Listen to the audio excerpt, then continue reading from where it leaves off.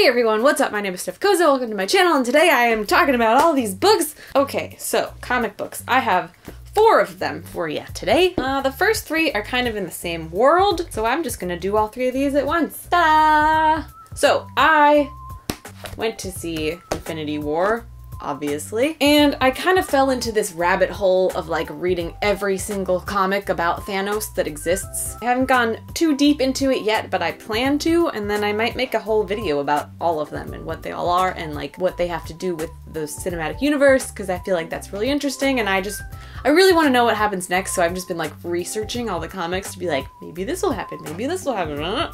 So the first thing I did was I reread the Infinity Gauntlet, because I read this in high school, but it's kind of fuzzy in the back of my memory, so I was like, let's just give this another go. But this is pretty much the story of what's going to happen next, or supposedly, because this story actually starts on the snap. So the ending of Infinity War is like the beginning of this story, and it's very good.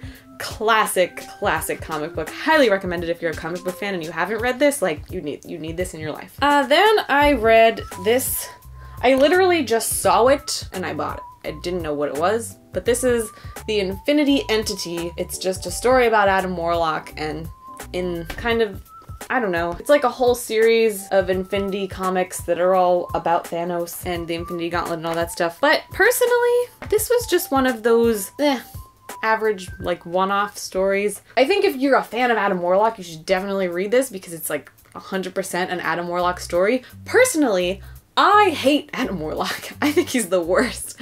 I don't know, unpopular opinion maybe, but I just think he's super annoying, and I just literally cannot stand him, so I was not into this story. Not even a little bit. And then the last one of the Thanos triumvirate was Thanos Rising. This was a really good story. If you're a fan of Thanos and you want to learn more about him, 100% read this because it's very short and it's very good. It's basically like the origin story of Thanos. Like, we see him being born, we see him growing up, we see all the things that happened to him and how he has become what he has become, and we see Death, who is a character not in the movies, at least not yet. Maybe she'll appear, probably not though.